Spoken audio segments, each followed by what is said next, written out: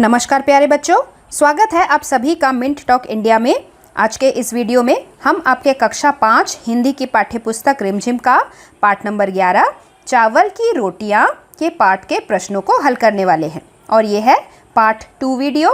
Part 1 video में हमने इसी चैप्टर को बहुत सारे पिक्चर्स के साथ और शब्दार्थ के साथ अच्छे से समझाया है।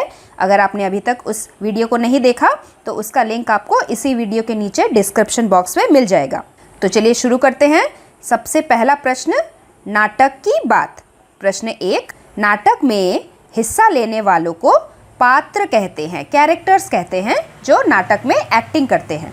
जिन पात्रों की भूमिका, कैरेक्टर्स जो रोल प्ले कर रहे हैं, वो कैरेक्टर जो महत्वपूर्ण होता है, इम्पॉर्टेंट होता है, उन्हें हम मुख्य पात्र कहते हैं, मतलब मेन कैरेक्टर्स, जिनके एब्सेंस में वो नाटक बिल्कुल भी अच्छा नहीं लगेगा।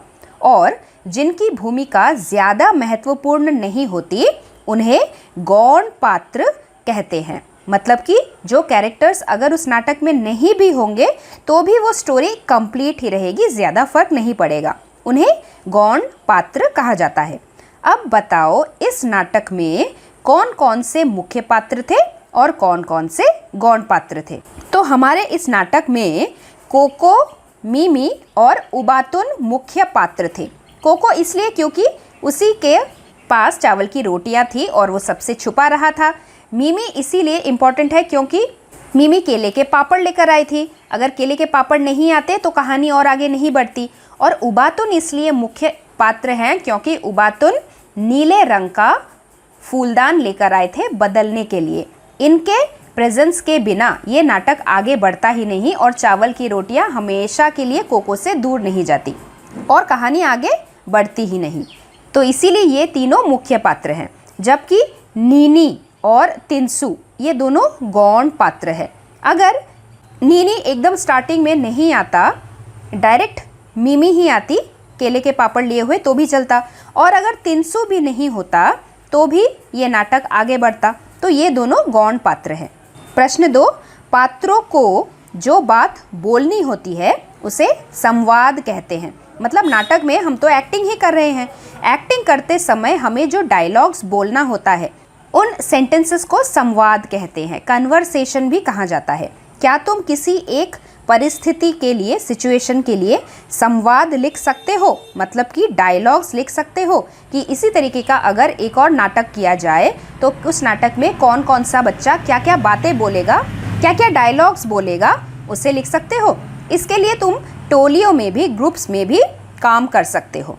आपके लिए एक एग्जाम्पल दिया है। उदाहरण के लिए खो खो या फिर कबड्डी का कोई एक गेम चल रहा है। अब ये गेम्स कैसे हैं? ये ग्रुप में खेले जाने वाले गेम्स हैं। इसीलिए अगर 2 ग्रुप खेल रहे होंगे तो खेलते टाइम वो आपस में अगर किसी वजह से बहस करेंगे, झगड़ा करेंगे, तो वो आपस में किस तरीके के बातें करेंगे, उस संवाद को, उनके बीच में होने वाली बातचीत को हमें लिखना है। तो जैसे पहले दल का, फर्स्ट ग्रुप का कोई भी प्लेयर, मान लीजिए उसने बोला तुम्हारे ग्रुप का ये जो खिलाड़ी है जो अभी अभी आया था वो आउट है, और दूसरे वाले ग्रुप के इंसान को लगा कि नहीं, हमारा प्लेयर तो आउट नहीं है, तो वो क्या बोलेगा? दूसरे दल का सदस्य बोलेगा किस तरह से आउट है? तो पहले दल का सदस्य बोलेगा क्योंकि इसकी सांस छूट गई थी। और कबड्डी के गेम में अगर किसी की सांस छूट जाए, ब्रेथ टूट जाए, तो फिर उसे आउट माना जाता है। तो दूसरे दल का सदस्य बोलेगा नहीं, इसके पहले कि उसकी सांस छूट जाए यह अपने पाले में आ गया था। तो पहले दल का सदस्य बोलेगा नहीं नहीं, तुम झूठ बोल रहे हो। दूसरे दल का सदस्य बोलेगा बहस मत करो और खेल को शुरू करो। उसके बाद रेफरी आएंगे और उनके झगड़े को सुलझाएंगे। तो इस तरीके से हम अपने मन से सोच सोच कर किन्हीं 2 लोगों के बीच में या फिर ग्रुप्स के बीच में संवाद लिख सकते हैं। इसके बाद प्रश्न 3, क्या आपने कभी कोई चीज़ या बात दूसरों से छिपाई है या छिपाने की कोशिश की है? उस समय क्या क्या हुआ था? तो इसका उदाहरण आप अपने निजी जीवन से भी लेकर लिख सकते हैं। जैसे कि एक बार मैं एक चॉकलेट खा रही थी, तभी मेरा एक दोस्त आ गया। मैंने वह चॉकलेट तकिए के नीचे छुपा दी, लेकिन वह वहीं पर बैठ गया। तब मैंने चुपके से चॉकलेट को निकाल कर मेज़ की दराज में रख दिया। मेज़ मतलब टेबल, दराज मतलब टेबल का ड्रॉयर में रख दिया। कुछ समय बाद मेरा दोस्त दराज खोलने लगा। तब मैंने उसे बड़ी मुश्किल से बहाना बनाकर उसे बाहर भेज दिया। तो इस तरीके से अगर आपके ज़िंदगी में भी कोई एक ऐसा सिचुएशन आया हो तो आप उसके बारे में भी लिख सकते हैं और मुझे भी कमेंट करके बता सकते हैं। उसके बाद प्रश्न 4 कहते हैं, एक झूठ बोलने के लिए 100 झूठ बोलने पड़ते हैं। क्या तुम्हें कहानी पढ़कर ऐसा ही लगता है? कहानी की मदद से इस बात को समझाओ। तो इसका उत्तर है हाँ, हमें कहानी को पढ़कर भी ऐसा ही लगता है कि एक झूठ को बोलने के लिए 100 झूठ बोलने पड़ते हैं। नीनी और मिमी से चावल की रोटियां बचाने के लिए कोको ने भी कई झूठ बोले। जैसे उसके घर का रेडियो खराब था, ये बात एक झूठ थी। उसके बाद कोको ने कहा था सारी चावल की रोटियां खाली थी, वो भी एक झूठ था। उसके बाद कोको ने कहा था कि उसका पेट भरा हुआ था, जबकि उसका पेट तो पूरा खाली था, ये भी झूठ था। कोको ने कहा था कि दरवाज़ा खोलने में देर इसलिए हो रही थी क्योंकि वो मुंह हाथ धोने गया था, जबकि ये झूठ थी। उसके बाद पेट में जो गुड़गुड़ की आवाज़ हो रही थी उसे कोको ने चूहे की आवाज़ बताई, ये भी झूठ था। उसके बाद उसने तिनसु को कहा था कि मेरी माँ को गेंदे के फूलों से एलर्जी है, ये भी एक झूठ थी। तो इस तरीके से एक झूठ को छुपाने के लिए कि उसने चावल की रोटियां खा ली है, इस वाले झूठ को छुपाने के लिए कोको को इतने सारे झूठ बोलने पड़े थे। तो इसीलिए हम कह सकते हैं कि एक झूठ को बोलने के लिए भी 100 झूठ बोलने पड़ते हैं उसके बाद, जो कि बहुत गलत बात है। उसके बाद है अगला प्रश्न, एक चावल कई कई रूप। कोको की माँ ने उसके लिए चावल की रोटियां बनाकर रखी थी। भारत के विभिन्न प्रांतों में चावल को अलग अलग तरीके से इस्तेमाल किया जाता है, जैसे भोजन के हिस्से के रूप में, जैसे हम दाल चावल खाते हैं, खिचड़ी खाते हैं। उसके बाद नमकीन बनाने के लिए भी कई कबार स्नैक्स बनाए जाते हैं राइस के पाउडर से। उसके बाद मीठे पकवान, जैसे हम खीर बनाते हैं चावल से, मीठा भात खाते हैं, उसी तरीके से चावल के बहुत सारे रूपों में इस्तेमाल होता है। तो तुम्हारे प्रांत में भी, मतलब तुम जहाँ पे रहते हो, तुम्हारे स्टेट में भी चावल का इस्तेमाल दूसरे स्टेट से अलग होगा। तो तुम्हारे प्रांत में चावल का इस्तेमाल कैसे होता है, अपने घर में बातचीत करके अपनी मम्मी से पूछ के पता करो और एक तालिका बनाओ। तालिका मतलब एक लिस्ट बनाओ और उसके बाद क्लास में आपके जो बाकी दोस्त हैं उनके लिस्ट के साथ अपने लिस्ट को मिला कर देखो, तो तुम्हें पता चलेगा कि भाषा, कपड़े और रहन सहन ही अलग अलग नहीं है हमारे देश के। उसके अलावा खाने पीने की दृष्टि से भी भारत एकदम अनूठा है। बहुत सारे डिफरेंट वैरायटीज़ ऑफ फूड बनाए जाते हैं एक चावल से ही। तो अलग अलग प्रांतों में चावल के विभिन्न रूप में प्रयोग किया जाता है। जैसे उत्तर भारत में लोग ज़्यादातर दाल चावल, राजमा चावल या फिर खिचड़ी बना के खाते हैं। पश्चिम बंगाल में मीठे चावल बनाए जाते हैं जैसे खीर। उसके अलावा भोजन के रूप में भी इस्तेमाल किया जाता है, जैसे दाल चावल सब्जी, बिरयानी, नमकीन पकवान, राइस के पाउडर से बनाया हुआ स्नैक्स, ये सब बनाए जाते हैं। दक्षिण भारत में वही चावल के पाउडर से इडली, डोसा, उत्तपम आदि चीज़ें बनाई जाती हैं। चावल की रोटियां भी बनाई जाती है जिसे अक्की रोटी कहा जाता है। उसके बाद और भी बहुत सारे अलग अलग टाइप के चीज़ें बनाई जाती हैं चावल से। इसके बाद है प्रश्न 2, अपनी तालिका में से चावल से बनी हुई कोई भी एक खाने की चीज़ बनाने की विधि पता करो। विधि मतलब प्रोसीजर, कि हम उस चीज़ को कैसे कैसे बनाते हैं, उसके बनाने के लिए क्या सामग्री यूज़ हुआ है। सामग्री मतलब इंग्रेडिएंट्स, कौन कौन सी चीज़ों का इस्तेमाल हमने किया है।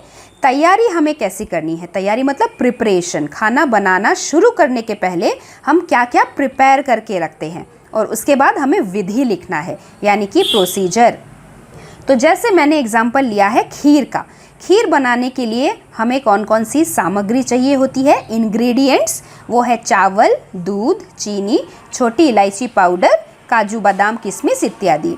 तैयारी हम क्या करते हैं, खाना बनाना शुरू करने के पहले हमें चावल को धोकर साफ़ करना होता है, भिगो के रखना होता है, काजू बादाम किशमिश को बारीक काट के रखना होता है। उसके बाद विधि क्या है, हम कुकिंग स्टार्ट कैसे करते हैं। सबसे पहले दूध को उबालने तक उसे आंच में कढ़ाई पे रखते हैं, दूध को थोड़ी देर उबालने के बाद उसमें चावल डालते हैं। कुछ देर तक हिला हिला के उसे पकने देते हैं। चावल जब पक जाए और दूध थोड़ा गाढ़ा हो जाए तब हम उसमें चीनी डाल देते हैं और अंत में इलायची का पाउडर, काजू बादाम किशमिश डालकर उसे गर्मा गर्म परोसते हैं। इस तरीके से अगर आप किसी और चीज़ का भी रेसिपी लिखना चाहते हैं तो अपने मन से उसे भी लिख सकते हैं। उसके बाद है प्रश्न 3। कोको के माता पिता खेत में धान लगाने के लिए गए थे। कोको की माँ ने उसके लिए चावल की रोटियां बनाई थी। अब एक ही चीज़ के विभिन्न रूपों के अलग अलग नाम हो सकते हैं। जैसे खेतों में जो लगाया गया वो था धान, और धान के ही जब बालियां आती है, छोटे छोटे सीड्स होते हैं, उसी को जब हमारे घर में हम लेकर आते हैं, पका के खाते हैं, उसे चावल कहते हैं। है तो एक ही चीज़ लेकिन दो अलग अलग रूपों में दो अलग अलग नाम हैं। तो उसी तरह नीचे लिखे कुछ शब्दों को भी ध्यान से पढ़िए और उनमें अंतर बताइए। सबसे पहले है चावल, धान, भात, मुरमुरा, चिवड़ा। धान तो आपने चैप्टर के एक्सप्लेनेशन में ही देख लिया था, मतलब कि पैडी। जब हम धान के खेतों में धान के पौधे लगाते हैं, उसके बाद धान की ऐसी बालियां आती हैं। ये ब्राउन कलर के कवर जब निकाले जाते हैं तब उसके अंदर से हमें इस तरीके का चावल मिलता है। इसी चावल को हम पानी में उबाल के जब पकाते हैं, पकने के बाद जिस चीज़ को हम खाते हैं उसे भात कहते हैं। कुछ लोग इसे पका हुआ चावल भी बोलते हैं, लेकिन एक्चुअली में इसका नाम भात है। इसके बाद इसी राइस से, चावल से और भी बहुत सारी चीज़ें बनाई जाती हैं। जैसे इस चावल को अगर हम रोस्ट करेंगे तो वो फूल कर मुरमुरा बन जाएगी, इसे कहते हैं पफ्ड राइस। और इसी चावल को अगर हम प्रेस करके फ्लैट कर देंगे तो वो बन जाएगा चिवड़ा, यानी कि बीटन राइस फ्लेक्स। शायद आपने पोहा खाया होगा, आपकी मम्मी शायद पोहा बनाती होगी, तो ये चिवड़ा पोहा दोनों एक ही नाम है इस चीज़ का। और ये सारी चीज़ें किससे बनती हैं? चावल से बनती हैं। तो हुए ना एक ही चीज़ के विभिन्न रूपों के अलग अलग नाम। तो हम क्या लिखेंगे? धान क्या होता है? छिलका चढ़ा चावल धान कहलाता है, जिसका छिलका होता है। छिलका निकालने के बाद उसका क्या नाम हो जाता है? उसका नाम चावल हो जाता है। धान से निकला हुआ दाना चावल कहलाता है। अब इस चावल के दाने को हम पकाएंगे। पके हुए चावल को भात कहते हैं। मुरमुरा किसे कहते हैं? धान को भूनकर यानी कि रोस्ट करके हम मुरमुरे बनाते हैं। चिवड़ा कैसे बनाते हैं? धान को ही भिगोकर पीसने से चिवड़ा बनता है। उसी तरीके से अगला है साबुत दाल, धुली दाल और छिलका दाल। दाल के भी विभिन्न रूपों में इस्तेमाल किया जाता है। ये है साबुत दाल, शायद आपने अपने मम्मी के किचन में देखा होगा। ये है छिलका दाल और ये है धुली हुई दाल। ये तीनों एक ही चीज़ है लेकिन इनके रूप अलग हैं। वो कैसे? धान के पौधे की तरह ये वाला दाल भी इस तरीके के एक पौधे से बनता है, जैसे आप इस फोटो में देख सकते हैं। आपने मटर तो खाए हुए होंगे ना? पतली लंबी छीमी की तरह दाल के भी पौधे होते हैं। इसको खोलकर दाल के दाने निकाले जाते हैं, तब वो गोल गोल दाने कुछ इस तरीके से दिखते हैं। हम इसे कहते हैं साबुत दाल यानी कि होल पल्स। अब इसी दाल के दाने को अगर हम आधा आधा तोड़ देंगे तो वो बन जाएगा छिलका दाल, मतलब कि स्प्लिट दाल विथ स्किन। इसका ग्रीन कलर का कवर वैसा का वैसा ही रहेगा। हमने सिर्फ इस गोल गोल दाल के दाने को दो हिस्सों में तोड़ दिया। उसके बाद इसी ग्रीन कलर के छिलके को उतार कर अगर हम दाल के दाने को दो हिस्सों में तोड़ेंगे तो वो बन जाएगा धुली दाल यानी कि स्प्लिट दाल। ये जो येलो कलर का मूंग दाल है ये मिलता है इस ग्रीन कलर के साबुत ग्रीन दाल से ही है। ये तीनों मूंग दाल के ही विभिन्न रूप। ये है एकदम होल मूंग दाल, ये है आधा टूटा हुआ मूंग दाल और ये है पूरा टूटा हुआ और छिलका उतारा हुआ मूंग दाल। अच्छा, दाने कैसे टूटेंगे? आपने अपने EVS में सीड्स एंड सीड्स में पढ़ा ही है ना। हर एक सीड के अंदर एक बेबी प्लांट छुपा होता है और जब भी वो सीड जर्मिनेट होने वाला होता है वो दो दाल के जो साइड्स वाले हिस्से होते हैं जिसे कॉटिलिडन्स कहा जाता है, वो दोनों खुल जाते हैं और बीच में से बेबी प्लांट निकल के आता है। तो ये दो जो साइड के दो हिस्से हुए, वही तो हुआ इस पूरे होल दाल का आधा आधा टुकड़ा, जिसे हमने आधा आधा करके निकाल के अलग कर लिया। तो हम क्या लिखेंगे? साबुत दाल क्या होती है? बिना छिलका उतारे या बिना टूटी दाल को साबुत दाल कहते हैं। छिलका दाल क्या होता है? टूटे हुए लेकिन छिलके समेत जो दाल होता है उसे हम छिलका दाल कहते हैं। और धुली दाल क्या होती है? बिना छिलका के जो दाल हम तोड़ के अलग करते हैं उसे हम धुली दाल कहते हैं। उसके बाद लास्ट वाला है गेहूँ, दलिया, आटा, मैदा और सूजी। ये सारी चीज़ें भी गेहूँ से ही बनती हैं। धान के खेतों की तरह गेहूं के खेत भी एकदम हरे हरे लहलाते हुए दिखने में कुछ ऐसे होते हैं। और जब ये पौधे पूरे पक जाते हैं तब ये पूरे ब्राउनिश ऑरेंज कलर के हो जाते हैं। गेहूं की ये जो बालियां होती हैं ये दिखने में कुछ ऐसी होती हैं, धान जैसी ही दिखती है, लेकिन डिफरेंस ये है कि धान एकदम अलग अलग आपको टच करने को, निकाल के देखने को मिलेगा। गेहूं की बालियां थोड़ी चिपकी रहती है एक दूसरे से। अब इन्हीं बालियों को जब हम एक एक सीड से अलग करते हैं तब हमें मिलता है गेहूं, यानी कि व्हीट, जो ब्राउन कलर का होता है। इसी गेहूं के दानों को अगर हम पीसते हैं फैक्ट्री में जाके, आटा चक्की में जाके, तब हमारे पास गेहूं का आटा मिलता है। गेहूं के आटे से मम्मी रोटियां बनाती हैं। लेकिन उसी गेहूं को अगर हम फाइन पाउडर में नहीं पीसते हैं, महीन नहीं पीसते हैं, थोड़ा दरदरा पीस के रखते हैं, तो वो होता है दलिया। इसे हम ब्रोकन व्हीट भी कहते हैं। इसी दलिया को अगर हम थोड़ा और फाइन पीसेंगे तो हमारे पास सूजी मिलता है, जिसे हम हिंदी में रवा भी बोलते हैं। आपने सूजी का हलवा खाया होगा। इसी रवे को अगर हम और भी ज़्यादा फाइन पीस लेंगे ना, तो हमारे पास वही गेहूं का आटा मिल जाएगा। वैसे तो फैक्ट्री में गेहूं के आटे से डायरेक्ट होल व्हीट आटा पिसकर तैयार होता है, लेकिन फैक्ट्री में इसी अलग अलग पिसाई के तरीके से हमें दलिया और रवा यानी कि सूजी मिलता है। अच्छा, इस आटे को अगर हम और भी ज़्यादा फाइन पीस लें, मैदा भी एकदम फाइन रिफाइंड व्हीट फ्लोर होता है। आपने गेहूं के कवर को तो देखा ही था, वो एकदम ब्राउन ब्राउन कलर का है।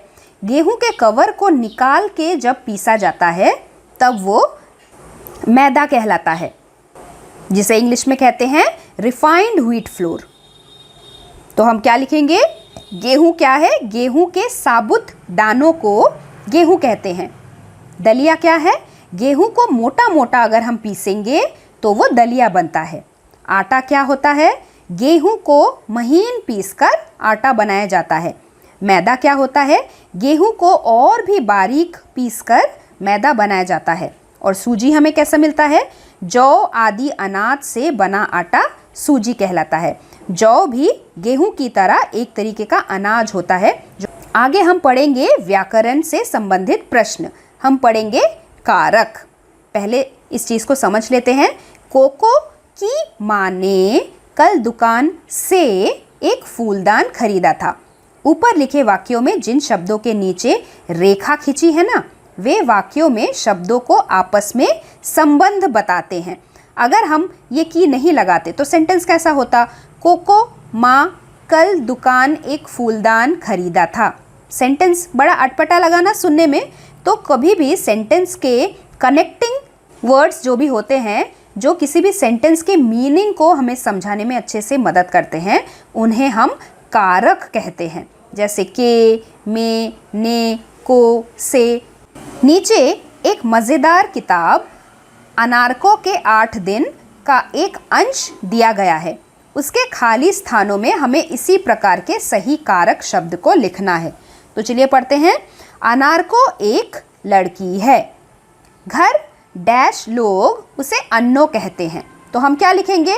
घर के लोग, घर में लोग, घर ने लोग, घर को लोग, या फिर घर से लोग। क्या लगता है आपको, क्या सही बैठता है? घर के लोग उसे अन्नो कहते हैं। अन्नो नाम छोटा जो है, सो इसीलिए उस डैश हुक्म चलाना आसान होता है। तो हम क्या लिखेंगे? उस से हुक्म चलाना आसान होता है। अन्नो पानी ले आ, अन्नो धूप में मत जाना, अन्नो बाहर अंधेरा है कहीं मत जा, बारिश डैश भीगना मत, बारिश में भीगना मत अन्नो। और कोई बाहर से घर में आए तो घर वाले कहेंगे ये हमारी अनारको है, प्यार से हम इसे अन्नो कहते हैं, प्यार से। हूँ आज अनारको सुबह सोकर उठी तो हाँफ रही थी, रात सपने में बहुत बारिश हुई। अनारको ने याद किया और उसे लगा आज के सपने में जितनी बारिश हुई उतनी तो पहले के सपनों में कभी नहीं हुई, कभी नहीं। जम के बारिश हुई थी आज के सपने में और जमकर उसमें भीगी थी अनारको, खूब उछली थी, कूदी थी, चारों तरफ पानी छिटकाया था और खूब भीगी थी। इस तरीके से हमने इम्पॉर्टेंट कारक को लिख के इस पैराग्राफ को पूरा किया। और यही था आपके इस चैप्टर का आखिरी प्रश्न। अगर आपके मन में कोई भी डाउट रह गया हो आप मुझे कमेंट बॉक्स में पूछ सकते हैं। इस पाठ का अध्याय व्याख्या और आपके हिंदी टेक्स्ट बुक के बाकी सभी चैप्टर्स के लिंक आपको नीचे डिस्क्रिप्शन बॉक्स में ही मिल जाएंगे। हम मिलेंगे बहुत ही जल्दी हमारे अगले पाठ के साथ। तब तक के लिए धन्यवाद एवं आपका दिन शुभ रहे। Thanks for watching and do like, share, subscribe our channel Mint Talk India for more upcoming videos.